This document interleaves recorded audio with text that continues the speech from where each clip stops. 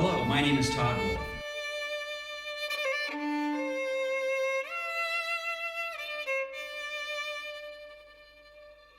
Join me as I take you through one of the most haunted pieces of property in the state of California.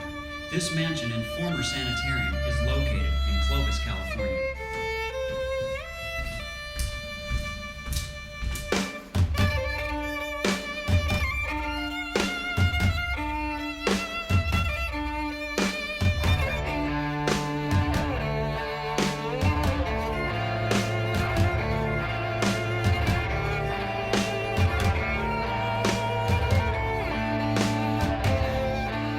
We'll be transforming this haunted sanitarium into a beautiful, luxurious, haunted hotel.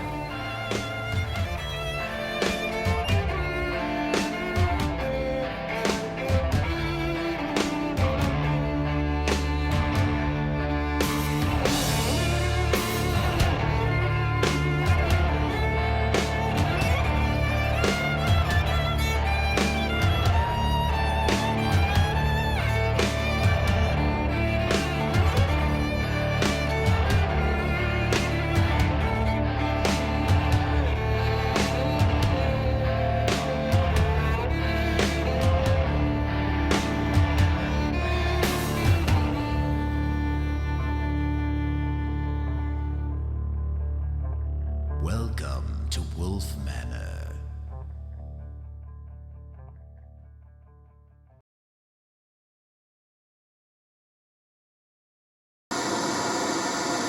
Lori Hernandez joins us live from Clovis, from a home being considered one of the scariest places on earth.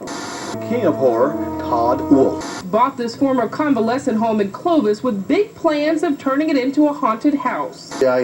I was laying just like this with a flashlight at my side, laying down with my arm under my head with my ear propped. He was almost convinced. They were inaudible except for one, that some old fellow calling for a nurse. Sounded like nurse. And just as you were here this evening, I heard someone say, "Help me." The Clovis Police Department called on me because they said my alarm went off and I was broken into. I called the alarm company that supposedly had the service in 1992, and supposedly that's when it was discontinued. Hello, my name is Todd Wolfe, and recently I basically have gotten into land development where I own different apartment complexes here in town as well as multiple rental homes. My latest adventure really is the haunted attraction that I opened up in 1996 here at the Andleberry Estate, and bought this property to develop it into basically a haunted attraction where we had two different attractions. One would be the haunted mansion tour and then the haunted hospital tour. Those were a huge success. Every year it kept growing and growing to where we were around 30,000 people went through the property through the tours, and it was actually voted the #1 haunted attraction in the state of California throughout the years. My name is Insane Asylumn, and I went to Clovis East High School. While I attended Clovis East, I was in the drama program, and one of the fundraisers that we did was working at the haunted house for Todd, and he actually donated money to the school to help with our productions, and it actually funded a lot of our productions. We had a lot of kids that signed up for it, and it helped a lot, and it gave them job experience. And when they decided to shut the house down, it actually took a lot away from the school. He donated a lot of money, and taking that money away made it harder for them to do as many productions that we had done in the past. While working in the house, I had many different jobs, such as the seance girl and security. Another job that I did was Mistress of the Mansion, and while doing Mistress of the Mansion, you actually have to greet the customers at the bottom of the stairs, and you tell them the rules. Basically, don't run in the house, don't touch anybody, don't touch anything, and stay with the group. And once you get to the top of the stairs, you basically reiterate that and make sure that they just know exactly what they're supposed to do once they get in the house, and then you send them into Mr. Beasley. Come right in. My name is John Kozak. Well, I had many different roles at the Andleberry Estate. I was the head greeter, Mr. Beasley. That role entailed a lot. I basically, I was the first entity that they would see when they came into the house. So they would come up the stairs, and I would greet them and kind of give them a little spiel on, you know, what and what not to do, keep together, that type of thing. But as time went on, you know, it just kind of evolved into something more than I ever thought it would evolve into. You know, I actually went from being behind a mask to actually putting on makeup and being very involved, and actually became my own, you know, character, and was kind of getting known for that. Was for Mr. Beasley.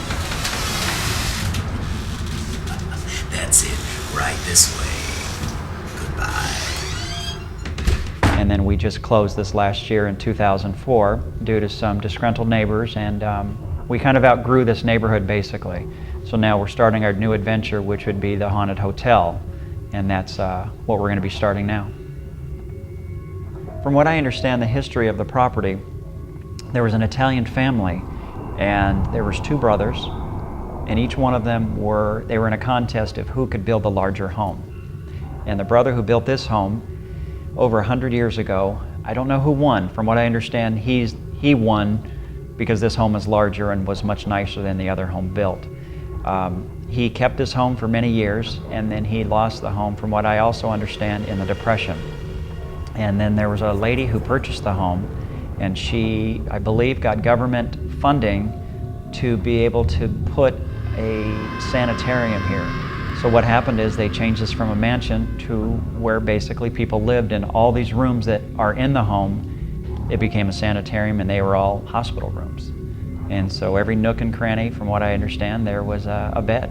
And these people didn't know what was going on in their lives. They were just housed here until they died. When they started building homes and stuff around this property, the sanitarium was still here, and a lot of the current neighbors have told us stories about the screams that would come from here and the abuse that was going on. He says, in this room is an old fellow named Charlie. And I said, okay. And he walked in and started slapping the guy around. And I said, what are you doing? He says, and he was blind, but he was feisty, and he was trying to get a hold of him. Yeah. And so I remember the first day I worked here, I told that guy, I said, you know, if I see you here tomorrow, I'm going to kick your butt. Yeah. And he quit. And so that was my first experience working here. Then as time went on, I began to notice that, there was one lady in particular that would wake up in the morning really early and start screaming her head off, really screaming.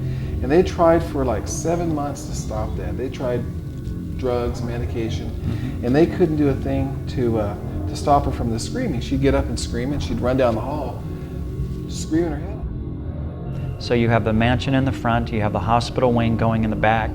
Right next to the hospital wing, she added the three bedroom home where she lived, and then behind that they added a 3-car garage. Then over the years they changed it from a 3-car garage, and that's where they did all the laundry services. So one bay was the drying room, another bay was the washing room. All that is going to be moved for this next project that we're going to be starting. So the 3-car garage is being lifted and taken away. 3-bedroom house is going to be lifted and taken off the property, as well as the 18-bedroom, 10,000 square foot sanitarium wing is going to be lifted up in multiple pieces and driven down the road and going to be rebuilt on another piece of property.